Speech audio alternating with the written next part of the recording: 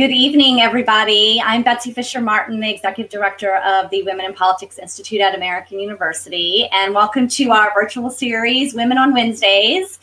Whether you're watching on Crowdcast or Facebook, we're glad that you could join us this evening. And to those of you new to one of our events, WPI is a nonprofit and nonpartisan institute in AU School of Public Affairs, and we aim to close the gender gap in political leadership, and we offer academic courses and practical campaign training and facilitate research and discussions like this on women in politics. So since we started our Women on Wednesdays series last spring, we've had almost 50 female guests, but tonight we are welcoming our very first male guest, but he is here to discuss our very first female Vice President, Kamala Harris, who of course was sworn into office 35 days ago. And before she was vice president, of course, she held several other elected positions coming up through politics in California. And our guest, Dan Morain, was there covering and writing about state politics for many, many years with the LA Times, and then as the editorial page editor of Sacramento Bee.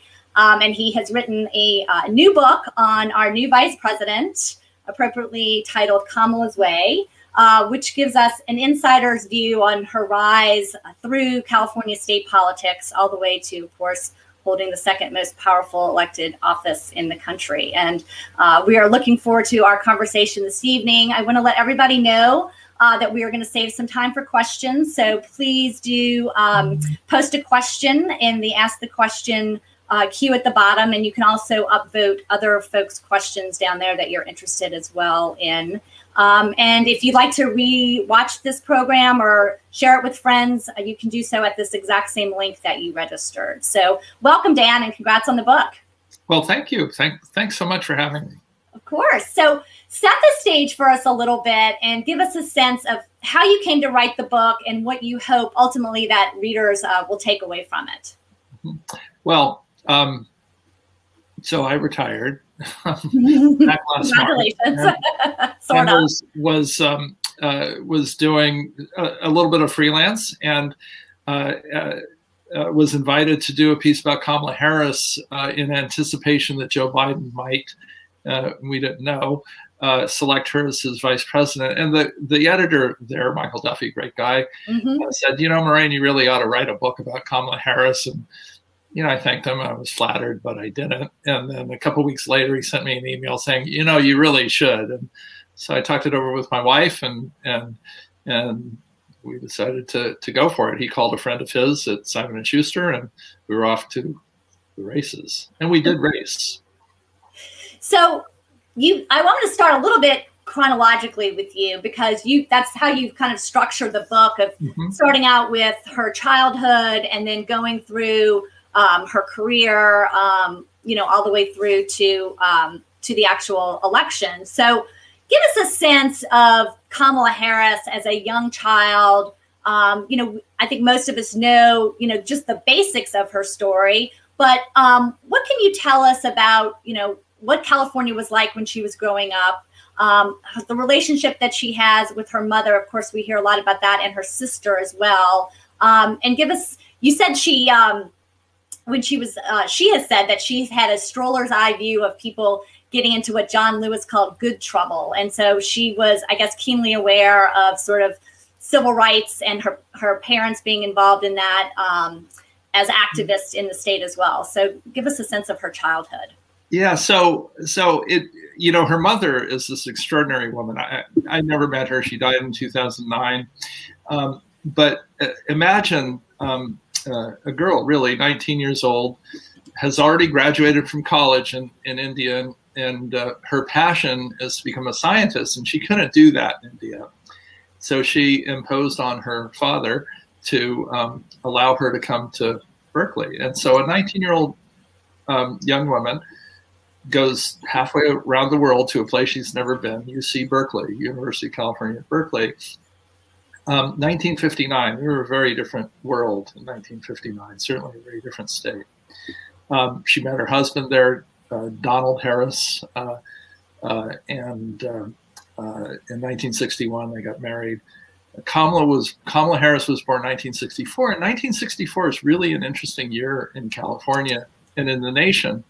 that's the year Lyndon Johnson is elected president, and for all his failings around Vietnam, he certainly did usher in landmark civil rights legislation.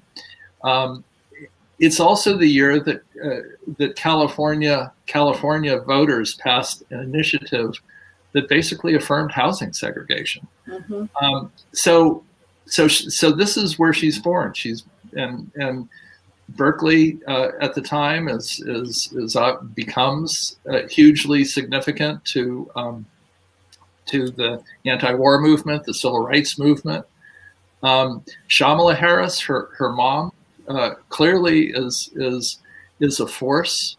Without a doubt, she is the most influential person in Kamala Harris's life and in her sister Maya Harris's life. They both talk about her in reverential terms, and it's really quite touching. Much less so their father. The parents divorced. The divorce was final in 1972. Although he was a force. He was a professor of economics at Stanford, no small feat, and had he could visit on weekends or have them on weekends and during the summer. But from what she has said, and this is an unauthorized biography, so there are questions that I would have asked had I had the opportunity. I didn't. She has said that he is a good guy, but they're just not that close. So. And then she comes to Washington for college, to Howard University. And do you think that sort of introduced her more to the political world, or what was her, what did she get involved in when she was in Washington? Well, just one step back, Shamala Gopalan, her mom, got evidently passed over for a job at Berkeley, and rather than sit around and brood, she got a job at McGill, no small feat. And she brought her daughters to Canada, French-speaking Montreal. So Kamala was there from age 12 to about 18, and then goes to, and that's a pretty formative time in a kid's life, in a person's life. And then she goes to Howard. Howard was an intentional decision on her part. I mean, she had to, I'm sure she could have gone to virtually any university. She's a very bright student, and did a lot of extracurricular sorts of things. So I'm sure she could have gotten into some fancy university and that wasn't historically black college. She chose Howard. Her mom had made clear to both her and her sister that she understood that they were going to be viewed in America as black, and made sure that they were well grounded in the whole civil rights movement and the history of it. And then at Howard, she was engaged in marching against apartheid and other activities. She was an intern for Senator Alan Cranston, in whose seat she would later serve. So she was clearly engaged in politics, and that was shaping her. And then she goes back to California, and she goes to law school, where in the book you said people that knew her there say she was not a standout. Well, that's clearly true. She did not graduate with honor. She went to the University of California Hastings School of Law, which is a very good school in the Tenderloin neighborhood of San Francisco. Not a fancy part of town, and not the fanciest of law schools, but a really good law school. And no, she did not graduate with honors. She was there, by the way, at the same time Christopher Stevens was. You may remember him as tragically the diplomat who died in Benghazi. Oh, right. Yeah, one of her classmates. And then she goes and she becomes essentially a courtroom prosecutor as the deputy district attorney for Alameda County. Yeah, and So Alameda County, across the bay from San Francisco. She's working in Oakland, and then sort of the satellite offices of the district attorney's office in Alameda County. This is a storied office. Earl Warren was the district attorney in Alameda County. Ed Meese came from the Alameda County District Attorney's Office. Lowell Jensen, influential Justice Department official during the Reagan administration. So it produced some pretty amazing figures in American history, and I'm sure that was an allure. I have no doubt that she has spent a lot of time studying Earl Warren. She quotes Earl Warren, so I think he mattered to her in her life. But yeah, Alameda is, it's a tough part of the state. She was prosecuting crimes in Oakland when the murder rate was really high. It was a tough town. And then she runs for essentially her first political office then as district attorney for the San Francisco district. Yeah. So San Francisco, she stayed in Alameda till 1998, and then she one of her bosses from Alameda County got hired as chief deputy at the San Francisco DA's office, and he brought her with her, and she had a position, a supervisorial position there. She had disagreement with the district attorney, Terrence Hallinan, and then in 2002 she decided to take him on. Now that was a big deal because there was no one could have predicted that Kamala Harris would have won that race. She started out with name recognition of about 6%. Nobody knew who she was. She had been written about some in Herb Cain and in the San Francisco Chronicle, sort of the for lack of a better term, sort of the gossip pages. As she had become sort of a bold-faced person. She was involved with the Museum of Modern Art. She was, she knew a lot of people in San Francisco, but voters didn't know her. Anyway, in 2002, she decides to take on Hallinan, who had a huge name. He was the son of a Hallinan who ran for president as a progressive. So he was really well known. Everybody in San Francisco knew Terrence Hallinan was KO because he was so pugilistic. And she won. So it was pretty extraordinary. And you write in the book that she was a good politician and she knows how to fit into most situations. When you see Kamala Harris give a speech, I mean, she's a very good speaker. She will hold a room. But then, when she gets off the dais and if she comes over and talks to you, you're the only person in the room. That sort of person, the politician, it's direct eye contact. Yeah. She's asking you something about yourself or whatever. She is a very good retail politician. So yeah, she certainly has charisma, without a doubt. She would come to the editorial board of the Sacramento Bee and was really well versed on the issues. Would answer in thoughtful questions, thoughtful answers. She wouldn't answer questions too. She was very good at answering questions and very good at not answering questions. Very good politician. And, this is a photo that we're showing here of her, of course, with now Governor Gavin Newsom, but who at the time was the mayor of San Francisco. Right. And she, you have an interesting quote, and it certainly as it pertains to women in politics.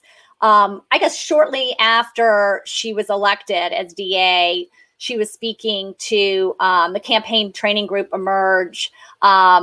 she talked about running as a woman. And I just want to read this quote that you have in the book there from her. It says, there's absolutely a double standard you need to be aware of. Being a woman that some would consider attractive carries its own baggage. People assume you're not substantial, and it's why it's so important to talk to as many people as possible and keep conveying what you stand for. How was she treated during those early days in the campaign, running as a woman? Well, running as a woman for Attorney General, and that's really the first race of hers that I paid attention to. She was formidable, without a doubt, and she was running against some really accomplished men. Ted Lieu being one, now a member of Congress, she stood out. She was the only woman, but more than that, she had moves. I mean, she was really a really good politician. She staked out positions that others did not.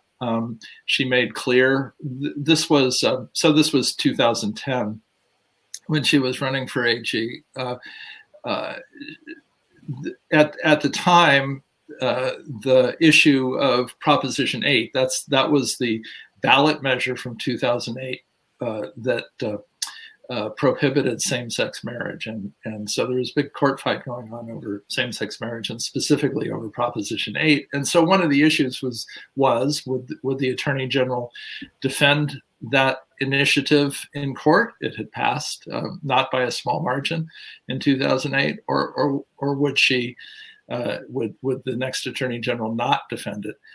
She made clear she would not defend it. Her Republican opponent,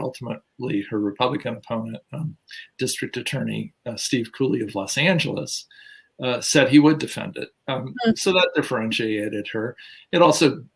She also made clear, as she did during her DA's race, that she opposed the death penalty. Cooley was very much for the death penalty. LA had put many, many people on death row. San Francisco hadn't put anybody on death row since, I'm trying to think, maybe the early 1980s. It had been a long time.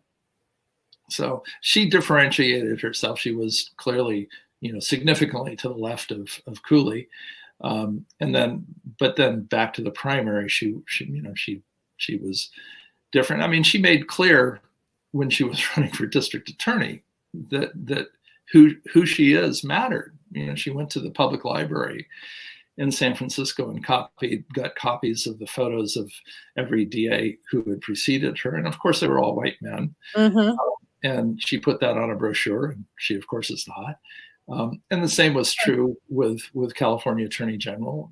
They had all been white guys, and she was not. So, she was a very, from appearances, but also substantively, she was very different than and she clearly had sort of a good political antenna. I mean, you write about sort of her early on, having a friendship with Barack Obama, who she hosted a fundraiser for him as a state senator. I guess it was in 2004 when he was running for the Senate. U.S. Senate, yeah.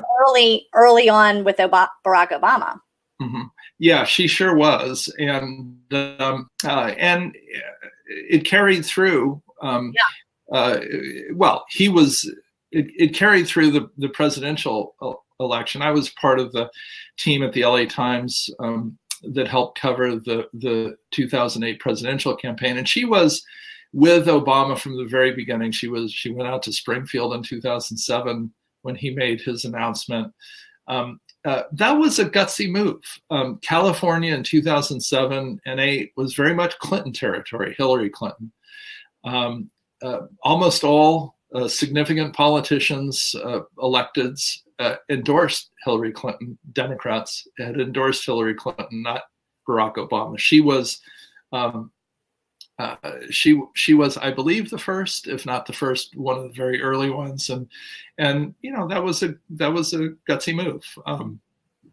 So she was there in 7 and 8 for him. He was there in 2010 when she was running for Attorney General. it was apparent to anybody who paid attention to Kamala Harris that whatever her office was, DA or AG or U.S. Senate, that wasn't going to be her final stop. But it really didn't matter what reporters like me thought. The Republicans thought this. In 2010, Republican super PAC, its chair was Ed Gillespie. You folks in Virginia may remember him. Spent more than $1 million on a really tough ad that went directly at Kamala Harris over the death penalty, and she weathered that, but in part she weathered that because Barack Obama came out after that and held a fundraiser for her south of San Francisco in Atherton, and then held a rally for her down in LA. And that's not so much because they cared whether she was going to be elected attorney general, but they did that because they wanted to sort of stop her ascension into higher office. Absolutely. Absolutely. And I think that there's a through line from that to what's going on now in Washington. I mean, she's clearly a target of Republicans, understanding that vice president's not her last stop. Right. Right. Also, you write about sort of her first, entree onto kind of the national stage ended up being somewhat ironic because she was given the honor of giving a convention speech in 2012 for Obama's reelection. She had written a very powerful speech, but at the end of the day, that was not the speech that she ended up giving. What happened? Well, exactly what happened is the people running the convention for Barack Obama's reelection said, "Yeah, nice speech. Let's give you this one." And so it was just it was your classic talking points sort of speech, and her staffers who were there realized as soon as she started giving it, I mean, you've been on a convention floor. I've been on a convention floor.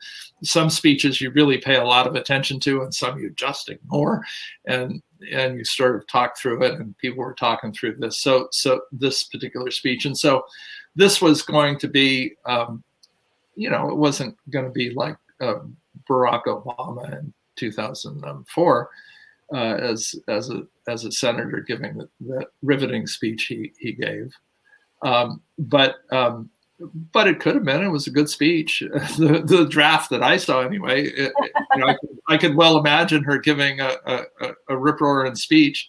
It got spiked, and in exchange was a sort of boring, typical talking points. And I would have ignored it. And so kind of following along on the chronology, I mean, the next sort of big thing to happen to her was she ended up meeting her husband now our second gentleman, Doug Emhoff, and they got married in 2014. And you write about their relationship and how supportive he is of her along the way. A little bit about that. Yeah. So I've met him a couple times. He's, he strikes me as a really charming guy. I know a fair number of people, lawyers in LA who know him, who have worked with him and alongside him. And I spoke to some of them. And he really is a decent sort. He's down in LA, Century City. He's a divorced dad, tries to maintain contact with his kids, does maintain contact with his kids, golfs, is a Lakers fan, and one of his in business, and one of his clients is Rex Hudlin, the film producer, and he and his wife come to Doug Emhoff for advice, and at the end of their consultation, Rex Hudlin's wife asks, "So, are you single?" And he asks why, and she says, "Well, I've got this friend who, is single, and maybe you'd like her. And what's her name? Kamala Harris." And this is a very LA answer. He said, "How do I know that name?" So this is a big time lawyer. He's a managing partner of a big firm down in LA, Venable, I think it is. And he doesn't know the name of the AG. She jogs his memory, and he says, "Oh yeah, now I know who you're talking about." Anyway, so one thing leads to another, and they get married in 2014. I think he, just from what I read and see on Twitter and elsewhere, I mean, this is a guy who's really, really loving being second gentleman. He was wise to leave his law firm, DLA Piper, right? Because it has a big lobby arm in Washington, and I don't know how he could have possibly navigated the conflicts there. So anyway, so he's going to teach, and I think his students will be well served by Professor Imhoff. Yeah. So she wins her reelection as Attorney General, and then a few days after the election, the announcement that Barbara Boxer announces that she is not going to run for her own reelection in 2016, and then Kamala gets in that race. Yeah, well, the Attorney General, the initials are AG, and of course everybody knows that's aspiring governor. Right. So everybody assumed that Kamala Harris was going to run for governor when Jerry Brown's term came to an end.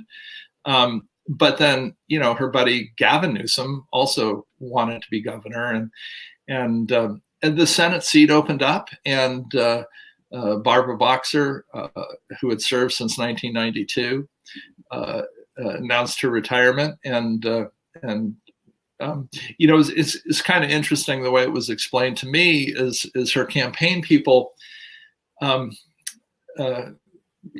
politics had become nationalized. I mean, I know this as a State House reporter for 30 years in Sacramento.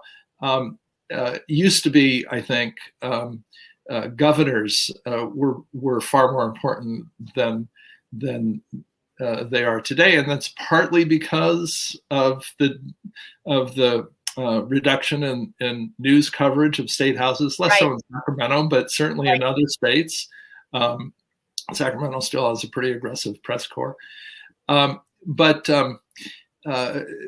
it was explained to her. It was laid out this way: do you want to be Elizabeth Warren or do you want to be Deval Patrick? Now, Deval Patrick is a really talented guy, really smart person, but Governor of Massachusetts, really not well known outside the Northeast. Elizabeth Warren is known nationally, and so for somebody with big ambition, which being a U.S. senator in this time when politics are so nationalized, sure, she chose to run for the Senate, which worked out well because Gavin Newsom wanted to be governor, and so here we have it.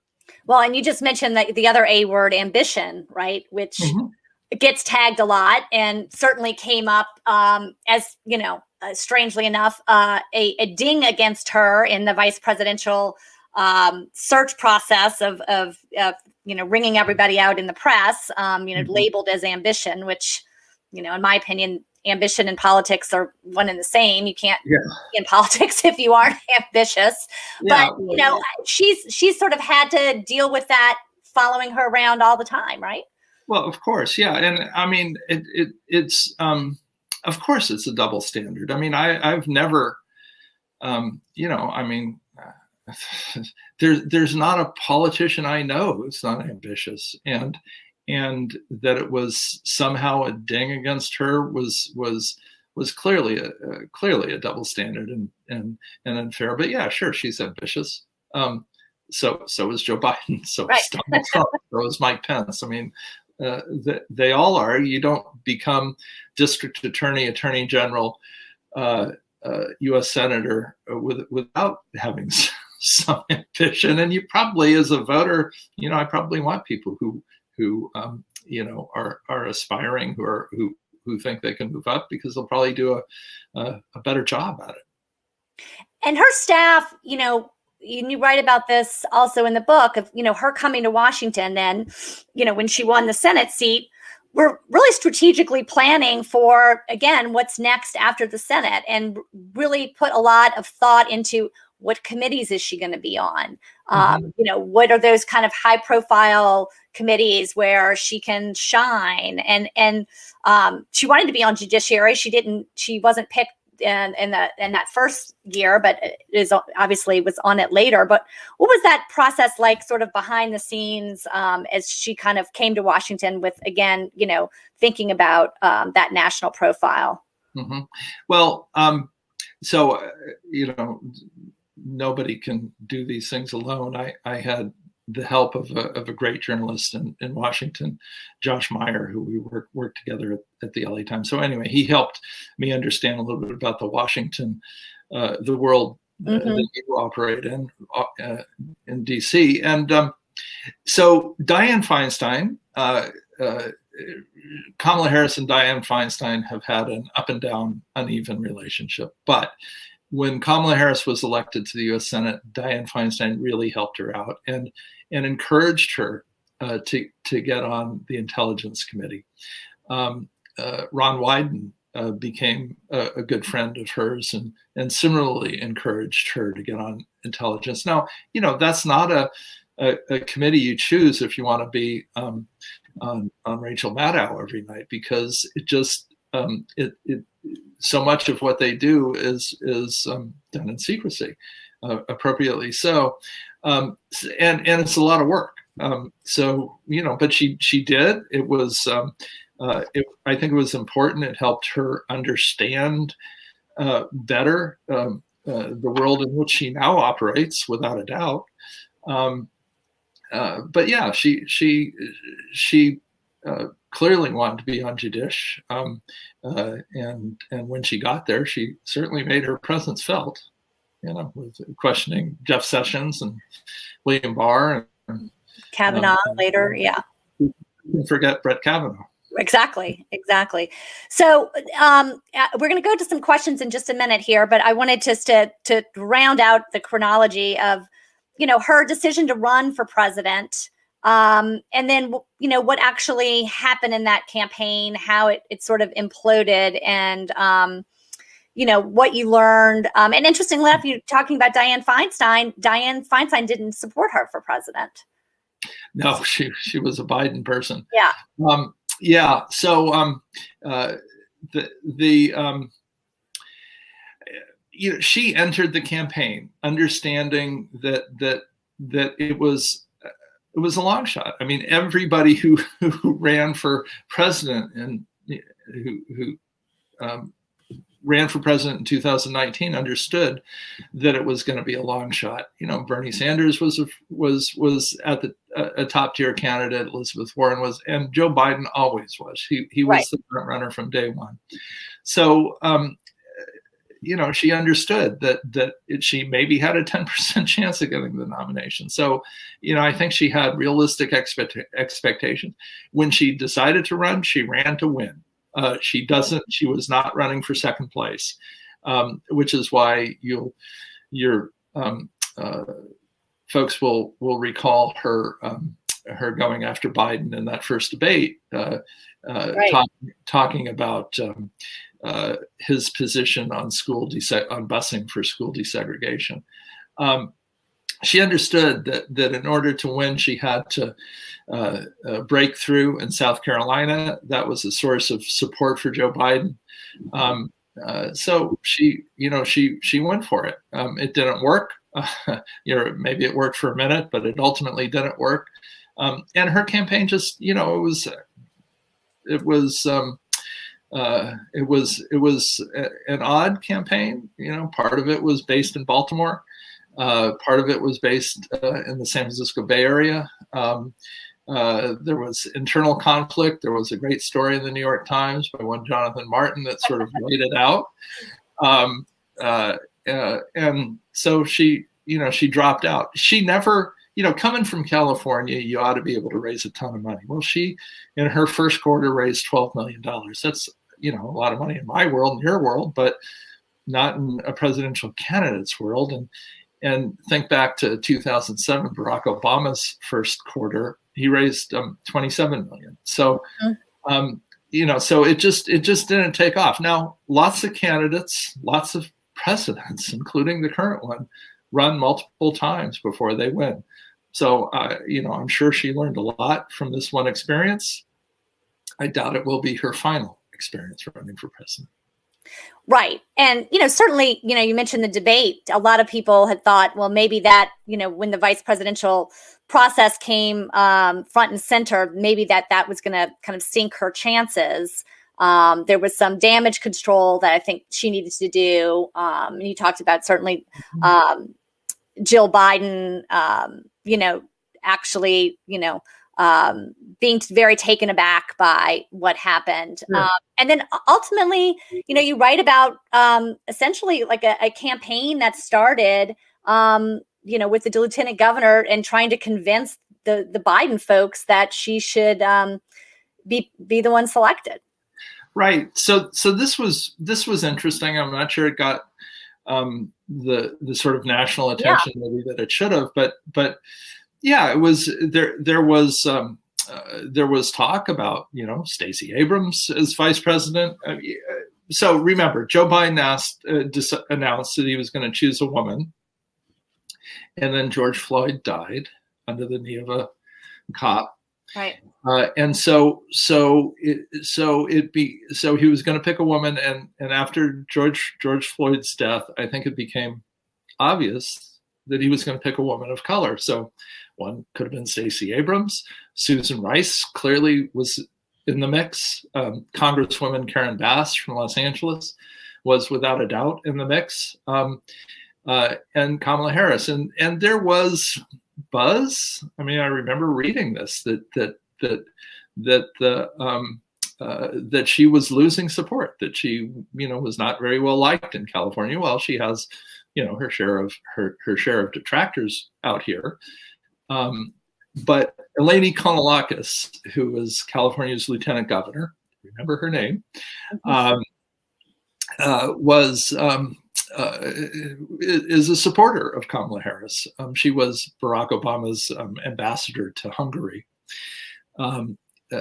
She organized a phone call, and she got a bunch of prominent Democrats on the phone. Long Beach Mayor, Stockton's then Mayor Michael Tubbs, former Governor Gray Davis, and they all gave a spiel that she organized this call to Wilmington, and they all gave 60 or 90 or 120-second spiels about why Kamala Harris was the person that Joe Biden ought to pick. And I think that was an important inflection point. I think it made clear that Kamala Harris had a deep well of support, and she does in California without a doubt.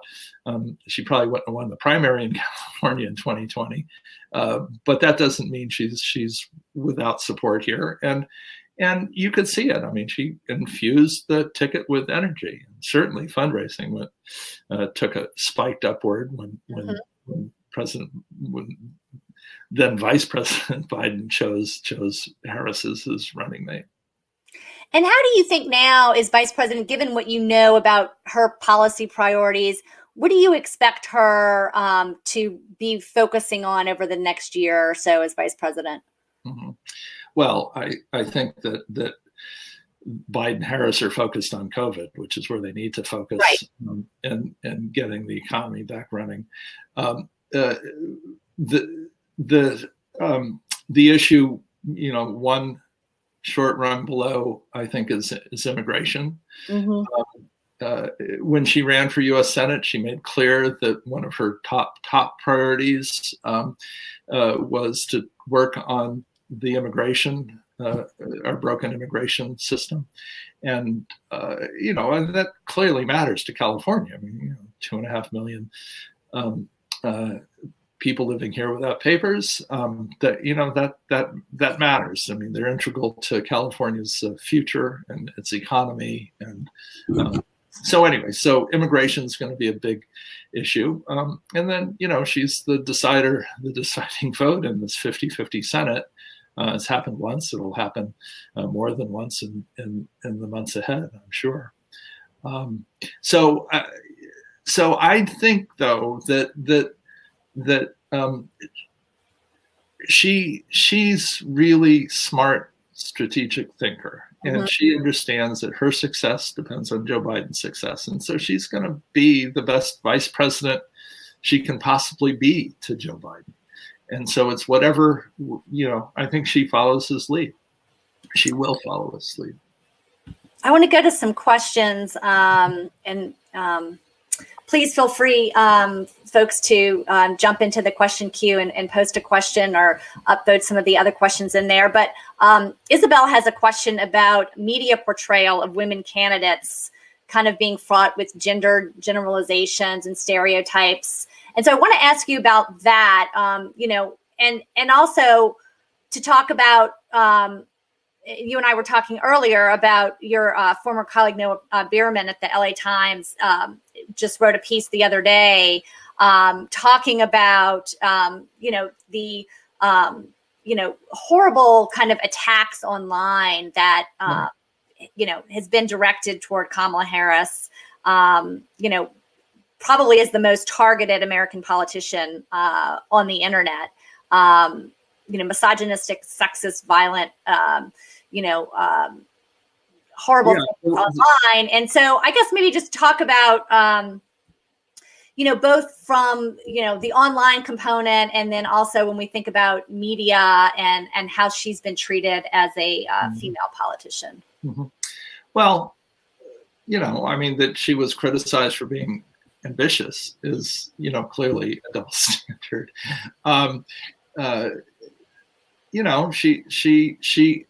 She's tough. She can be really tough. Yeah.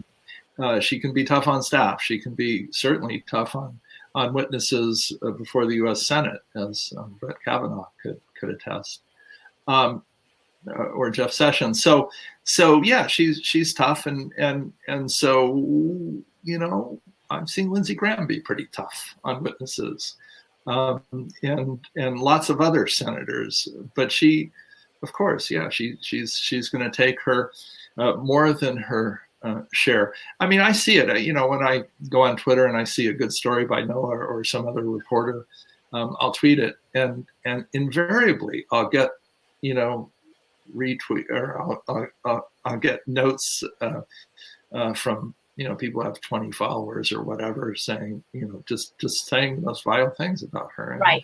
Sort of the bots that work. Yeah. I mean, it happened when she was in the U.S. Senate. I wrote a column about it when I was at the B, Sacramento B, and so it's something that I'm sure one never gets used to. But I also know it's not the first time that she's endured it. I'm sure it's at a whole different level now. I mean, our politics are just are so coarse. Let's see. We also have two questions about Harris's performance during the primaries.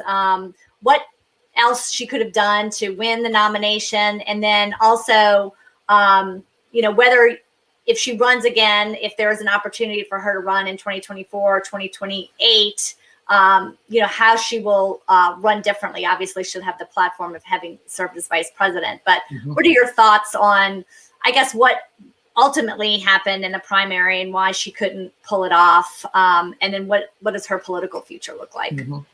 Well, she couldn't shake the support Joe Biden had. I think Democratic voters concluded that he was the one who could beat Donald Trump. Now, I should say that when she was deciding whether to run for president, that there was a meeting, a confab at her sister's house in Manhattan, sister's apartment in Manhattan, and all her key staff were there, political staff, some of her policy staff were there.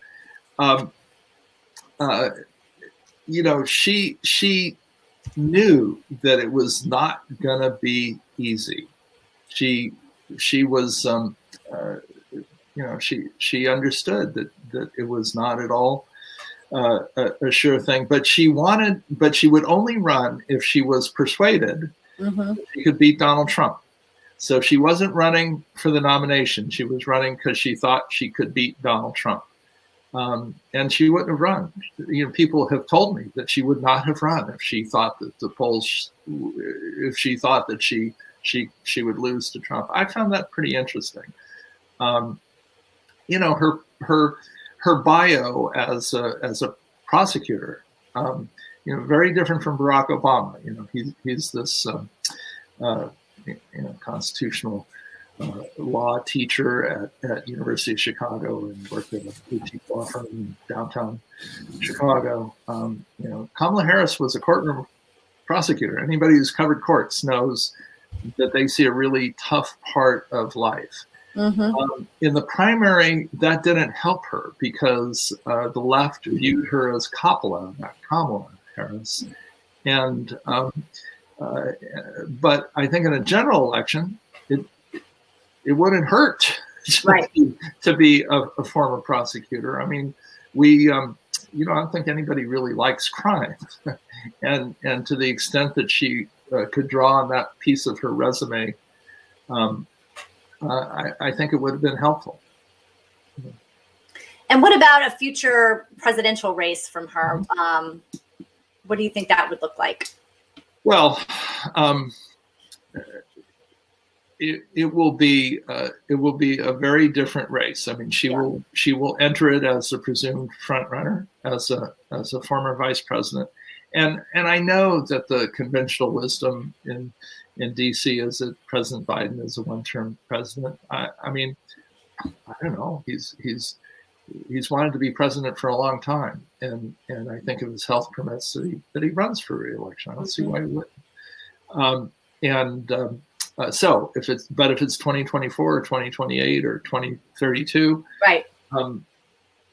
She will be formidable. You know, people underestimate Kamala Harris at their peril. I mean, she's very good. You know, back when she was running for California Attorney General, her opponent Steve Cooley told me a story about how his chief consultant said, "You know, Steve, this is really not a race for Attorney General; it's a race for Vice President." People, Republicans, were thinking then that Kamala Harris was ascendant. And that's why they tried so hard to stop her then. It's why they're trying now to, you know, sully her as vice president. Here's another question. Do the same to Republicans.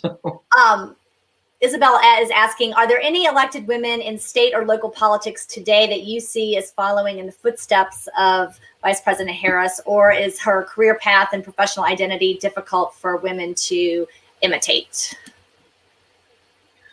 Well, no. I mean, of course, it's tough to imitate. But no, there are you know, some really serious women in California. I mean, California's got a huge, really deep bench of talented Democratic politicians, fewer on the Republican side. You know, Val Demings, I mean, she seems to be in Florida. Pretty impressive. Certainly Stacey Abrams. You know, these are people who are going to be around for a long time. And again, you know, I mean, I do think that there are folks such as our Lieutenant Governor, Eleni Kounalakis, our California Treasurer, Fiona Ma, our California Controller, Betty Yee. I mean, these are three women who any one of them could become governor after Gavin Newsom, and may well. I mean, my bet is it's going to be one of those three. I wanted to also ask you, because you mentioned the meeting at Maya's house, and that the role of her sister in her sort of political inner circle. I guess there was some criticism during the primary campaign that, you know, there was some conflicts with staff-wise and consultant-wise, but what is her role, and what has her role been in sort of Kamala's inner political circle? Well, so I don't know Maya. I know a lot of people who know Maya Harris. I know that she is formidable, incredibly smart, and fiercely loyal to her sister. And Kamala Harris is incredibly loyal to Maya. You know, they have a small family. I mean, it's Maya and Kamala Harris and Mina Harris. Maya's daughter, Yeah. Kamala's niece, and Maya's husband, Tony West, and Doug Emhoff. So it's a small nuclear family, but it's intensely loyal from everything I gather, and from what I was told, Maya would be the first person Kamala would call in the morning and the last person she would talk to at night, and staffers knew not to get between them. So I mean, yeah, they're they're good friends, they're trusted confidants. And what about sort of the role that now her stepchildren now are kind of front and center too, mm-hmm. right? I think her stepdaughter has now got a modeling contract, so I guess all eyes are on sort of the family. Yeah. Well, I mean, what a California story this is, right? So Doug Emhoff and his ex-wife evidently are very good friends. Yeah. And Doug Emhoff's ex-wife is bonded with our vice president, and Doug Emhoff's children are called Kamala Harris Mamala, as she says on her Twitter feed, or has said in multiple contexts. So yeah, it's a thoroughly modern California family. So. And what was sort of, as you were reporting on this book, what was the kind of the most surprising thing that you found that you think folks should know about? Mm-hmm. Well, so I knew Kamala Harris as a really smart, deft politician. Not always smart, deft, strategic thinker. Mm-hmm.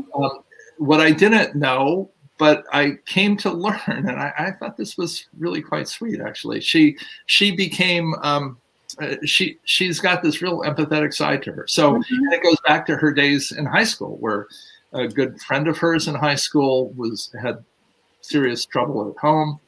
And the Harris family in Montreal took this girl in.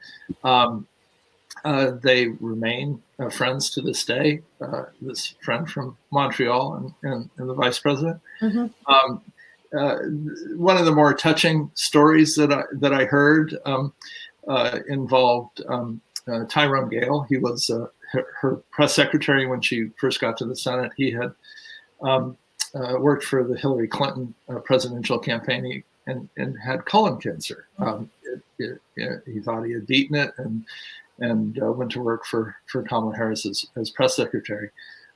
It recurred. He married the love of his life and her life, Beth Gale, and tried to beat cancer. This is 2018, so it's right before the midterms. Kamala Harris is in great demand to stump for candidates around the country. Here's that Tyrone is near the end and hops on a shuttle from D.C. up to New York to hold his hand for 20 minutes or so, and tells Beth that she'll always be there for her. And I believe that that's the case. And then fast forward October 2020, Kamala Harris is running for vice president. She's kind of busy. But on the date of Tyrone's passing, she took the time to call Beth. We all know if anniversaries are the toughest times, sure. If you lose somebody. And just letting Beth know that on this particular day, she wasn't alone. I mean, I think that matters. And there are there are similar stories that I ran across throughout the book. And I was touched. I thought, okay, this is a side of Kamala Harris that we don't know, but it's also, and I don't even know if Joe Biden knew this when he selected her, but it seems to me it's a trait they share. And, in these horrible pandemic times, I think we all need somebody in office who is empathetic. And so you mentioned you had tried to get an interview with her multiple times, for the book. And so I guess just as a journalist, if they called up tomorrow and said, okay, for the paperback version, you get an interview. I mean, what are the areas of her life that you would most like to explore with her? Well, it's all the personal stuff. Yeah. So she was she marched against apartheid at Howard University in 1990. So at Howard University in like 1986, I think it was. And so in 1990, she's a young deputy district attorney. Nelson Mandela came to Oakland, to the Oakland Coliseum, and gave this huge, spoke at a huge rally. I was there. I covered it for the LA Times. I want to know whether she was there, whether she saw this and what she thought of it. In 1991, she's a young lawyer, and the Clarence Thomas hearings are going on, and Anita Hill testified, and Joe Biden was the chair of the Judiciary Committee. I want to know what she thought about Anita Hill and Joe Biden's performance and Thomas and all like that. And I want to know, what happened with her father. I mean, she calls him a good guy, but that they're not close. As a father, that's. I mean, I would break my heart. Yeah, and I didn't see him at the inauguration either. Nor did I. I mean, there weren't that many people there, but I think if he had been on the stage, we would have. I would have recognized him. Yeah. Yeah. Well, thank you for this terrific book. It's a great read, and everybody can, if you're interested in ordering, there's a link on your screen to do that. And I want to let folks know about two more upcoming events on Women on Wednesdays that we have. Next week for International Women's Day, we are going to talk to Gail Zemak-Lamon and about her new book, The Daughters of Kobani. So please check that out as well. And then toward the end of March, we're going to talk to two reporters, Jonathan Allen from NBC and Amy Parnes from The Hill, who have just written a new book called Lucky about the Joe Biden campaign. And so we're going to explore some issues about women voters during 2020. So we hope that you will join us for that as well. And so thank you so much, Dan, for the book and for sharing this with us tonight. And we want to thank everybody for watching as well, and hope everybody has a great week. Thank you so much for inviting me. Take care. Bye-bye. Bye.